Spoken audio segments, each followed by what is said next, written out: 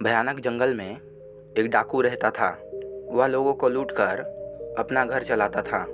उसकी शादी भी हो चुकी थी, बच्चे भी थे। एक दिन वह डाकू उस जंगल से गुजर रहा था। उसने उसी समय कुछ साधुओं को अपनी ओर आते हुए देखा। फिर उसके मन में एक भावना जगी। उसने सोचा, आज तो मेरा दिन बन गया। आ गए ये साधु मेरी जाल में फंसने। आज इन्हें लूटकर मज़ा आ जाएगा। मेरे बीवी और बच्चों के साथ आज मैं मौज करूँगा। यह सब सोचकर वह उन साधुओं के पास पहुँचा, पर उसने उन साधुओं की ओर जब गौर से देखा तो उसे कोई कीमती सामान नहीं नजर आया। फिर उसने तुरंत सोचा, इन साधुओं के पास तो कुछ भी नहीं है, पर अब तो इन्हें ऐसे जाने भी नहीं दे सकता और जाने देना अच्छा नहीं होगा। यह साधु बाहरी लोगों को जाकर बता देंगे। इस जंगल में एक बड़ा डाकू रहता है जो सभी लोगों को लूट लेता है।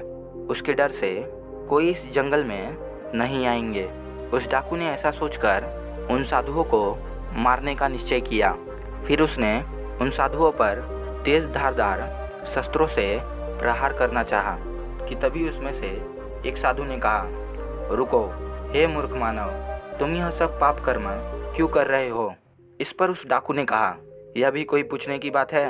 यह सब मैं अपने परिवार के लिए करता हूँ। इससे मेरा घर चलता है, परिवार में सभी लोग खुश रहते हैं, और इससे बढ़कर मुझे क्या चाहिए?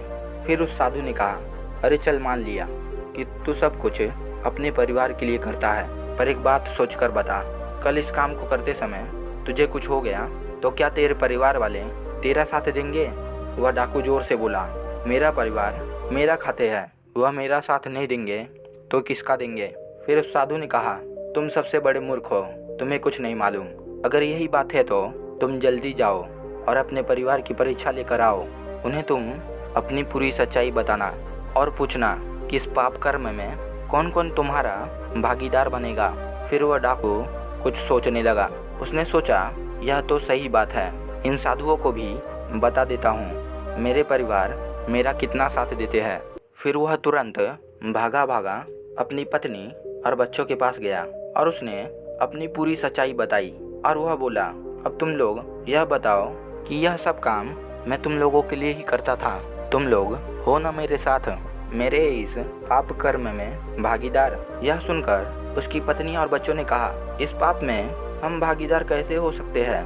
हमने आपको नहीं कहा था ऐसा पाप कर्म करने जिसमें किसी की हत्या और लूटपाट शामिल हो। आप अच्छे कर्म कर कर भी मेहनत से धन कमा सकते थे। फिर अंत में उसके परिवार ने कहा, तुम चले जाओ, हम में से इस पाप कर्म के लिए कोई भागीदार नहीं होगा।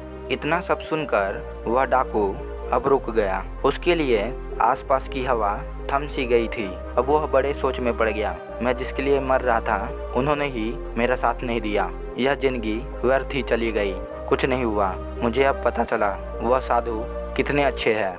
सच में वह कोई देवता का अवतार होंगे जो मुझे कुछ समझाने के लिए यहाँ आए हो। अब धीरे धीरे उस डाकू को अपनी जीवन की सच्चाई पता चली। फिर वह दौड़कर उन साधुओं के पास आया और उनके चरणों में गिर गया। उसने बोला, आपने मुझे आज जीवन की सबसे बड़ी सीख दी है। मुझे अब पता चला मैं कितना बड़ा मूर्ख था। फिर उन साधुओं ने कहा, अब तुम्हें पता चला ना कि तुम्हारे पाप कर्म में अंत में जाकर कोई साथ नहीं देगा, कोई तुम्हारे काम नहीं आएगा, अपने भी तुम्हें भूल जाएंगे, दूसरों का क्या? उस डाकू ने साधु से पूछा, अब मुझे क्या करना होगा इस पाप कर्म से मुक्त होने के लिए? साधु ने कहा, इस पाप कर्म से मुक्त होने के लिए तुम्हें बस अब एक काम करना होगा। तुम्हें दिन रात राम नाम का जप करना होगा और इस नाम से अवश्य तुम्हारे पाप मुक्त होंगे। फिर वह डाकू उस साधु की आज्ञा मानकर राम नाम का जप करने लगा और आगे चलकर वही वाल्मीकि बन गया जिसने रामायण लिखी। दोस्तों, यही है जीवन का सत्य। जीवन में बस अच्छे कर्म ही हमें ऊंचाइयों तक पहुंचा सकते हैं। और आजकल क्या हो रहा है, हम इस सभी से ही दूर रहते हैं, पर हमें इन अच्छे गुणों को ही अपने अंदर समेटना होगा। फिर हम उस डाकू की तरह ही बदल सकते हैं। धन्यवाद।